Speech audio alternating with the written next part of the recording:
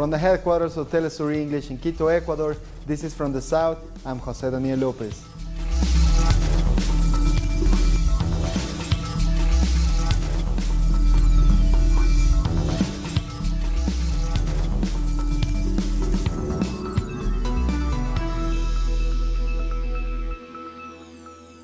We start with breaking news from Honduras. A judge has found 7 of the 8 people on trial for the murder of indigenous social leader Berta Caceres guilty. The 8 men, including military officers, were accused of carrying out Caceres' murder in 2016, according to the public ministry. All evidence presented in the trial pointed to their guilt. Throughout the trial, the family of the environmental activist and indigenous leader had called it a sham and were calling for a retrial. They say the court concealed dozens of pieces of vital evidence and protected those who ordered the killing. The truth is that halfway justice is no justice at all. Those who ordered, those who paid for the murder must be brought to justice. It has been very hard for all of us, but we have fought and we have persevered. I have always said that the government is responsible for my daughter's death because they didn't provide safety guarantees, they did not protect my daughter. In Mexico, a group of women from the migrant caravan in Tijuana have announced they are going on a hunger strike. They're demanding that humanitarian visas be provided so they can enter the United States. With at least 10 women taking part, the strikers will install themselves at the Chaparral crossing and rotate with 25 other members of the caravan. The migrants also request that political asylum be granted in groups of 50 so they can enter and work in the United States. I want to communicate that we, the women, are going on a hunger strike. We didn't want to do this in the dark, so we are making an announcement in this press conference. Our correspondent at the border, Alina Duarte, brings us more. Migrants have just held a press conference announcing that a group of women are going on hunger strike. They will march towards El Chaparral, which is one of the crossings between San Diego and Tijuana. There are over 6,000 migrants in a shelter in Tijuana, and authorities have announced that they will be moved to a bigger shelter that can house them all. The government of incoming President Andrés Manuel López Obrador has promised to give them food and shelter once he takes power. The incoming foreign minister has also added that aiding the migrants is not up for discussion. And the UN Human Rights Commission had asked the governments of US, Mexico, and Guatemala to respect the rights of migrants who are part of the caravan.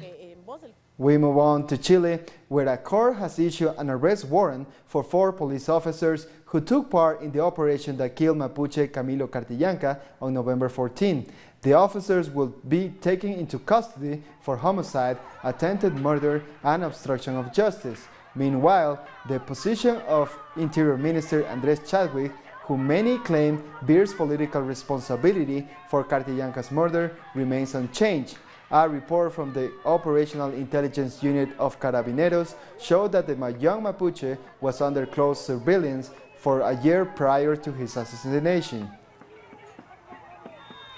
Police have also repressed protests against Cartillanca's murder. Hundreds of people took to the streets to demand those guilty of Cartillanca's murder be held accountable. During the protest, police lashed out against 300 students. We are here supporting Camilo Catrillanca and the Mapuche people. We want to recover our lands in order to build homes. Renting here is almost impossible, and the mayor makes things difficult for us. We are open to dialogue, but we will not allow the assassination of Mapuche and social leaders here in our territory. And after 5 years of moving through Chile's Congress, a new gender identity law has finally been approved. Most of these people have had to use the names their parents gave them at birth, but that did not reflect their own identity. With the new gender identity law, any person whose identity does not match the gender they were assigned at birth can officially make changes to their name and gender. In Chile and all across the world, there are people whose assigned gender does not match what they feel in their hearts, in their soul. Their own identity does not match a biological assignment in the civil registry. This way, anyone who is over 18 will be able to have a sex change. Young adults between 14 and 18 will also be able to do it. but with the approval of both their parents and a judge. Children who are 14 or under will not be able to have a sex change, but will be recognized as trans. We are very happy. This is a big step forward for the trans community. Although we don't agree that young adults under the age of 14 won't be able to have a sex change. Historically, the trans community has been voiceless in Chile, until the Oscar nomination for Una Mujer Fantástica opened up the debate about transsexuality in the country.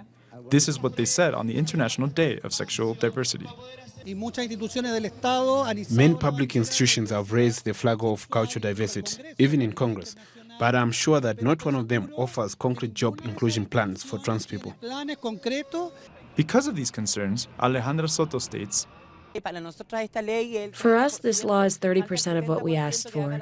There is still 70% missing. Here, we don't have education, justice, health, and we don't even have access to a house. Trans men and women in this country are in a situation of poverty. and many of them have died, still searching for their name. A judge in Argentina has ruled that activist Santiago Maldonado was not the victim of a forced disappearance. The federal judge said Maldonado drowned in the Chubut River in August of last year. He also dismissed all accusations against the police.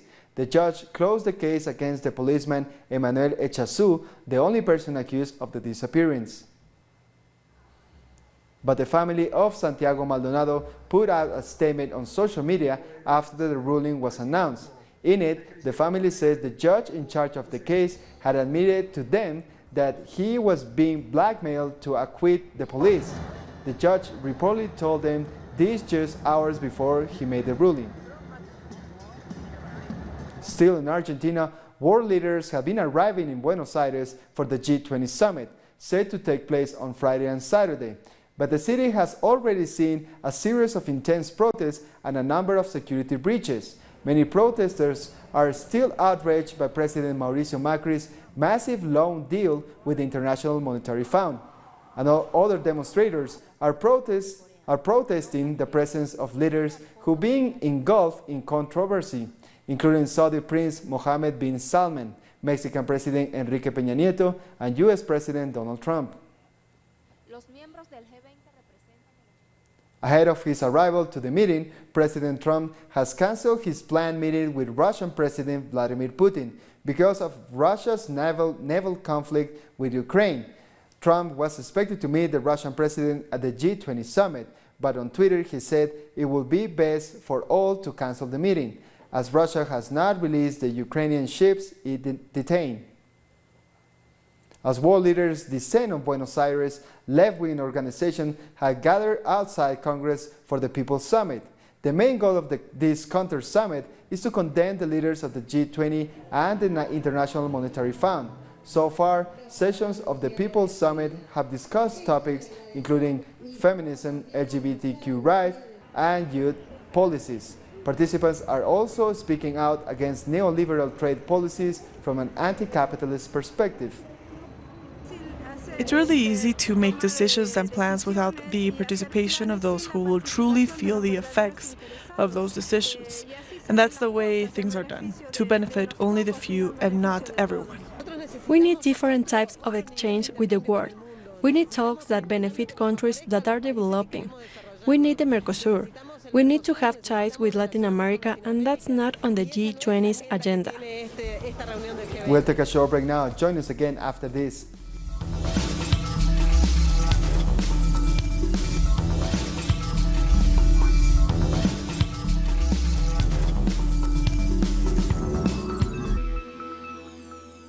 Welcome back. Protests continue in Ecuador as students demand the right to education, which is at risk in the country. Students are marching on the National Assembly, which is currently debating the 2019 budget. They are demanding that the administration comply with the Constitution and invest 0.5% of GDP in education and health. The progressive increase hasn't appeared in the proposed budget, meaning education will receive $375 million less than in 2018, and healthcare will receive $194 million less. Brazilian President-elect Jair Bolsonaro has appointed Luis Antonio Nagban Garcia the leader of a right-wing farmers' organization, to his cabinet. Garcia's organization protects the interests of landowners and has been accused of violent attacks on advocates for land reform, such as the Landless Workers Movement. Outgoing Mexican President Enrique Peña Nieto has made a farewell video ahead of the swearing-in of Andrés Manuel López Obrador on Saturday. Peña Nieto's final act as president is the signing of the renegotiated U.S.-Mexico-Canada Agreement, formerly the North American Free Trade Agreement, at the G20 summit. López Obrador takes office on Saturday, and on the same day, the official Los Pinos presidential residence will become a cultural center open to the public. Corruption scandals have engulfed the Peña Nieto administration as the president's time in office comes to an end. Let's take a look at some of the scandals that marred his administration. After 6 years in power, the popularity of outgoing President Enrique Peña Nieto has fallen to its lowest levels. The value of the currency has plummeted. There is corruption, murders. The murder rate is through the roof. If those in charge are corrupt, if the president is corrupt, then so will any policeman on the street. Corruption cases have been popping up one after the other.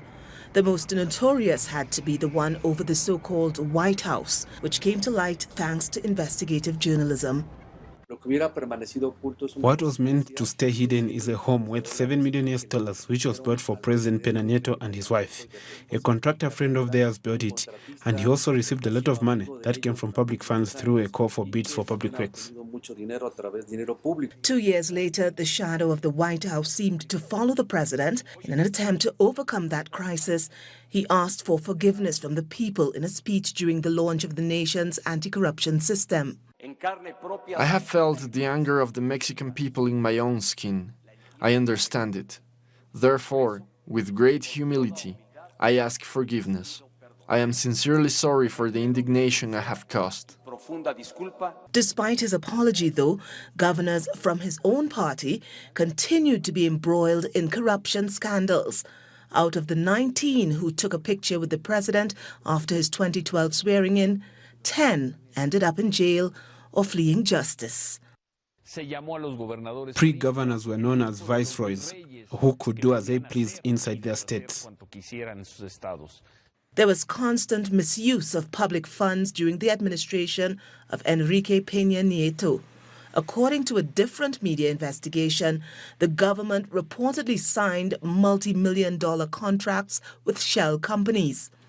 The government's image, no doubt, became even more tarnished after accusations surfaced against the former director of state oil company Pemex, who allegedly received a $10 million bribe from the Brazilian construction company. The level of structural corruption shows how much the state has been overrun by organized crime. This has been happening for decades now. Money laundering and tax evasion have hurt our economy to an incredible degree. This rampant corruption by public officials resulted in over $16 billion in losses. And just like most crimes in Mexico, the rate of impunity surpasses 90%. Thousands of people have protested in Burkina Faso against rising fuel prices. Prices have increased by 12% in the last 3 weeks, sparking the protests. The demonstration took place in the capital and was organized by the National Coalition Against Costly Living. The government said the local price of fuel is being driven by external factors. Rwandan President Paul Kagame has banned the use and importation of skin bleaching creams. He has ordered the police and health ministry to launch a crackdown on skin bleaching products. Other African countries such as Ivory Coast and Kenya have tried to regulate the bleaching cream market, but without much success due to the lack of human resources when enforcing regulations. The legendary Lebanese musician and composer Ziad Rahbani is preparing for his first concert in Egypt in 5 years. Accompanied by his musicians, the artist held a full rehearsal in the Egyptian capital ahead of his performance on Friday. A known political commentator, Rahbani was one of the most influential artists during the Lebanese Civil War of 1975 to 1990.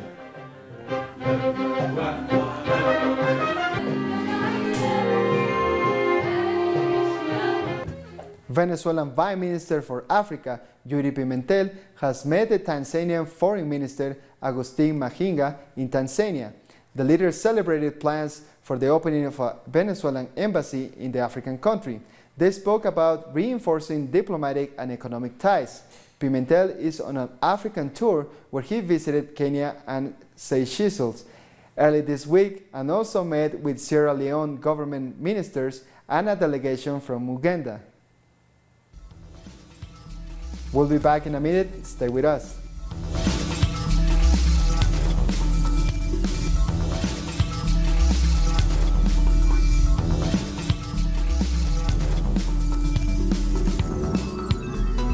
Welcome back. Thousands of students and public sector workers have marched through Barcelona to protest against budget cuts to the education and healthcare sectors. Protesters are calling on the regional government to reverse the austerity measures adopted during the country's economic crisis, due to the fact that the economic situation has now improved. It is increasingly difficult to give people the care they deserve because more and more people suffer from multiple pathologies. They are older and need more care, and our staff numbers have been cut since 2012. After dismissing the genocide of Native Americans early in the week, Spanish Foreign Minister Josep Borrell has been forced to backtrack. Borrell took to Twitter to explain comments he made about colonialism in North America, but stopped short of offering an apology.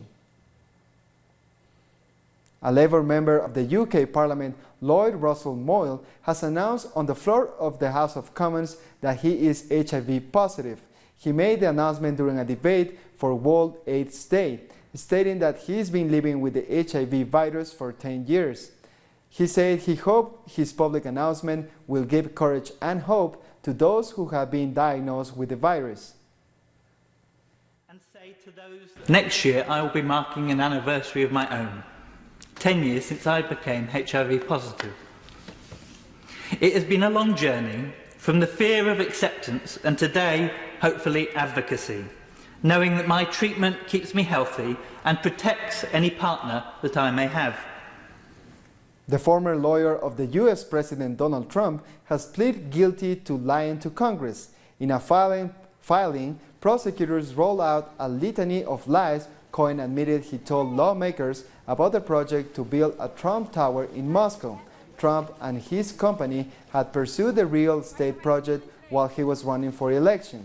Cohen's guilty plea is part of a new deal with special counsel Robert Mueller in the probe of Russia's interference in the 2016 election. Now let's take a look at some other stories making headlines from around the world. Outgoing United Nations Special Advisor for Syria, Jean Egeland, has said that the war in Syria could have been avoided if the Security Council had supported former Secretary General Kofi Annan's peace plan. Syria has been at war for more than 8 years after Western powers intervened in support of so-called pro-democracy forces to overthrow President Bashar al-Assad. The war has left more than 500,000 people dead and displaced millions of others. Kofi Annan had a plan that could have gone through. 2012, it lacked the support. Kofi Annan said, I was too alone on this. And that is a heavy responsibility, I think, for the Security Council powers, all of them. Ivory Coast reggae star Alpha Blondy has expressed happiness at the inclusion of reggae on the United Nations Educational, Scientific and Cultural Organization's list of intangible cultural heritage. Reggae emerged in Jamaica in the 1960s and gained popularity around the world due to its lyrical content, which addressed social and political issues.